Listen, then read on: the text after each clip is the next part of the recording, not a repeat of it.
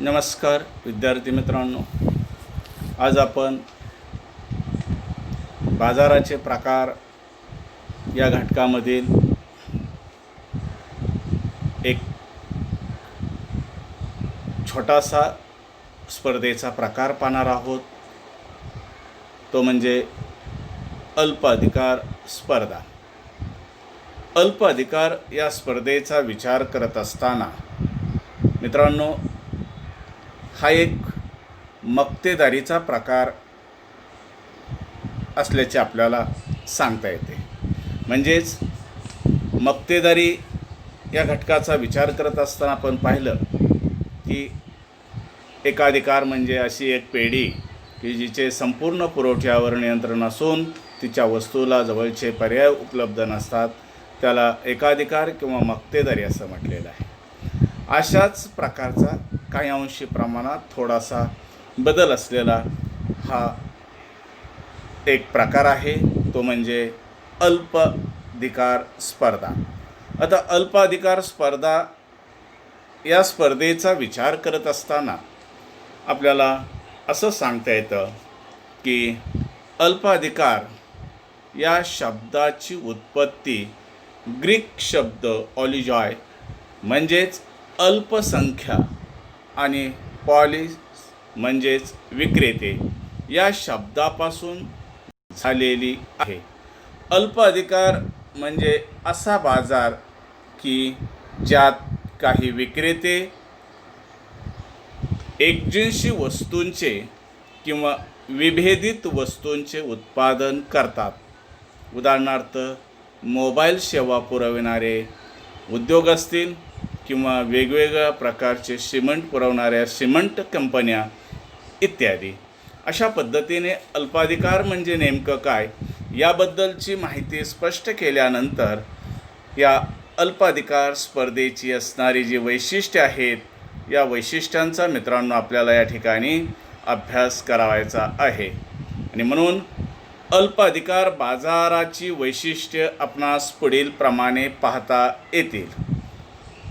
यामध्ये पहिलं आणि महत्त्वाचं जे वैशिष्ट्य आहे ते म्हणजे काही विक्रेते। अल्पाधिकार बाजारपेठेच्या वैशिष्ट्यांचा विचार करत असताना यामध्ये पहिलं आणि महत्त्वाचं जे वैशिष्ट्य आहे ते म्हणजे या बाजारामध्ये काहीच विक्रेते असतात। म्हणजे आपण इतर स्पर्धेच्या बाजारांचा विचार केला, समजा पूर्ण स्पर्धेच्या बाजाराचा जर विचार केला तर त्यामध्ये असंख्य विक्रेते असतात।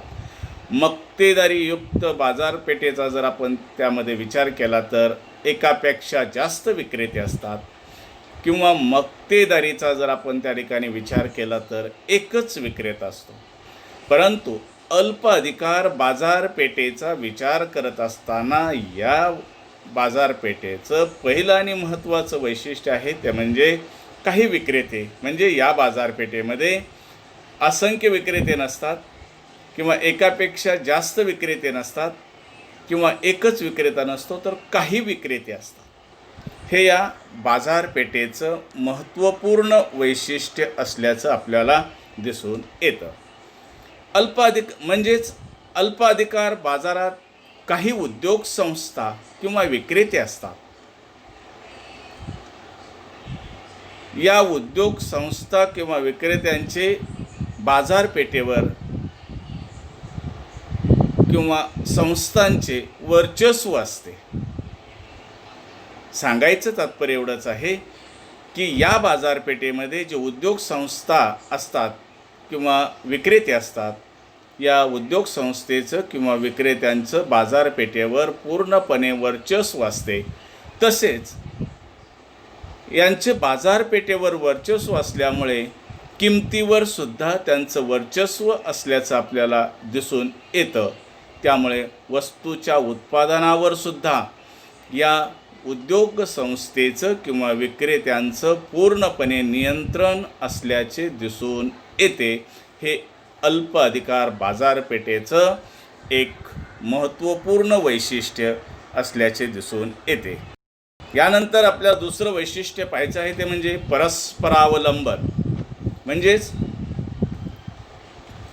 एक वस्तू दुसऱ्या वस्तूवर अवलंबून असणे किंवा एकमेकावर अवलंबून असणाऱ्या वस्तूंना परस्परावलंबन असं म्हटलेलं आहे.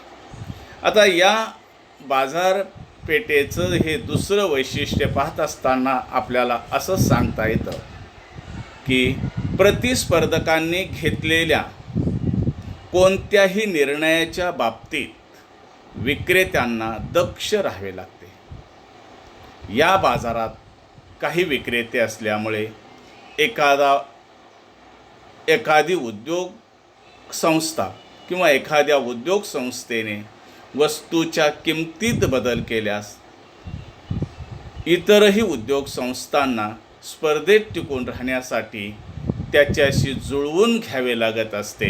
म्हणजेच हे सर्व यामध्ये किंवा या बाजारपेठेमध्ये जे काही हालचाली होत असतात, जे काही निर्णय घेतले जात असतात, ते प्रत्येकजण एकमेकांवर आधारित असल्याने योग्य पद्धतीने निर्णय घेत असतात. म्हणजेच एकमेकांवर ते अवलंबून असतात. यालाच परस्परावलंबन असं म्हटलेलं आहे. त्याच्यानंतर दुसरं महत्त्वाचं वैशिष्ट्य आहे ते म्हणजे जाहिरात.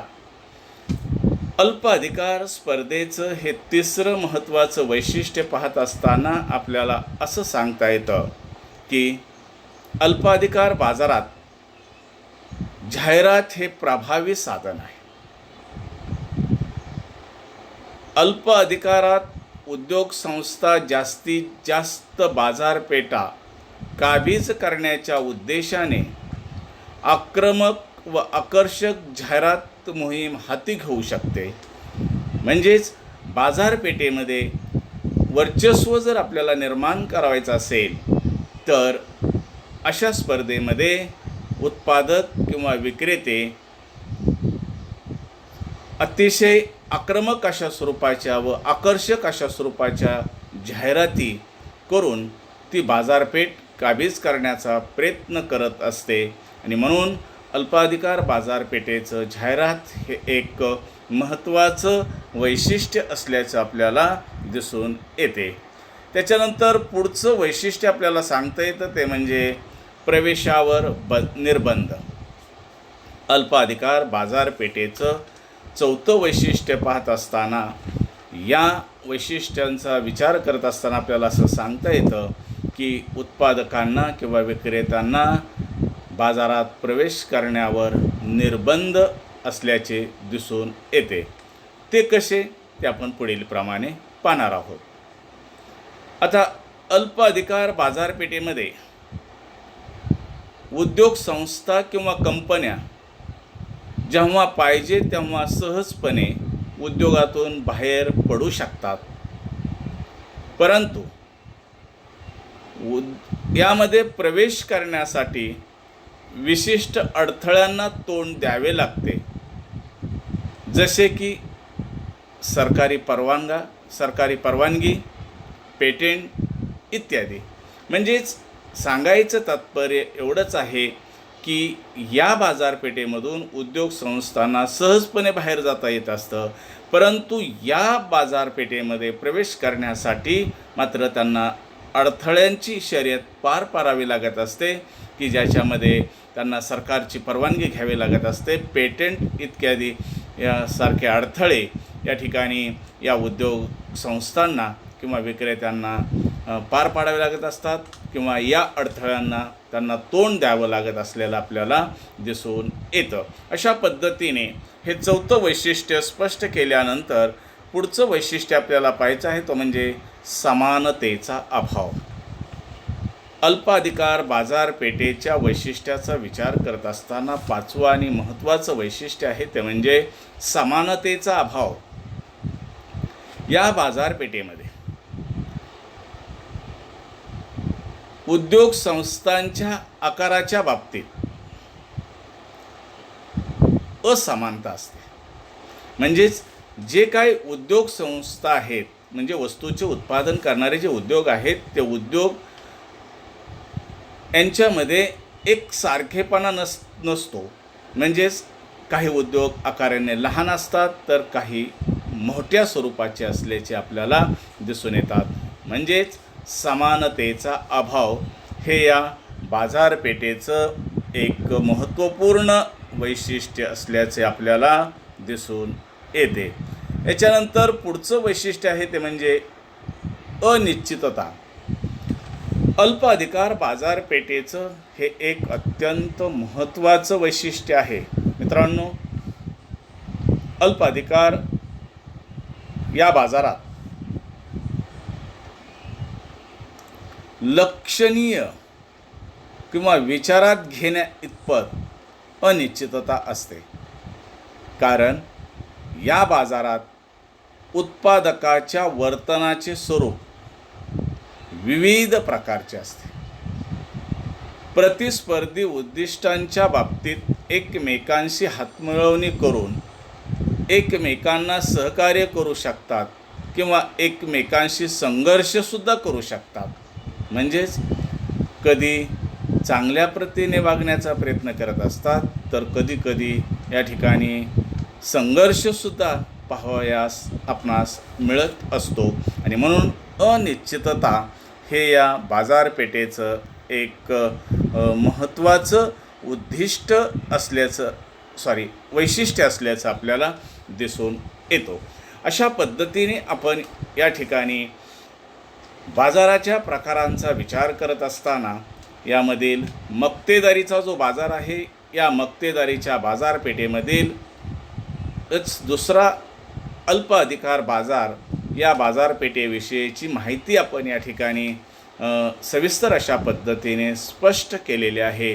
यानंतर मित्रांनो, आपल्याला या बाजाराच्या प्रकारावरील एक टेस्ट 10 मार्काची टेस्ट आपण गुगल फॉर्मवर पाहणार आहोत. ती गुगल फॉर्मवर आपण ती टेस्ट देणार आहोत, त्याची लिंक सोडणार आहोत. ती लिंक आपण सोडल्यानंतर ती टेस्ट आपण सर्वांनी सोडवून पुन्हा गुगल फॉर्मवरच पाठवून देणं किंवा क्लासरूमवरही आपण ती लिंक सोडणार आहोत किंवा व्हॉट्सअप ग्रुप जो आपण केलेला आहे त्या व्हॉट्सअप ग्रुपवरसुद्धा या टेस्टची माहिती आपण त्या ठिकाणी देणार आहोत. ती आपण सर्वांनी व्यवस्थित अशा पद्धतीने सोडवून पाठवून मला परत पाठवून देणं गरजेचं आहे. अशा पद्धतीने बाजाराच्या प्रकारांविषयीची माहिती आपण या ठिकाणी स्पष्ट केलेली आहे. धन्यवाद.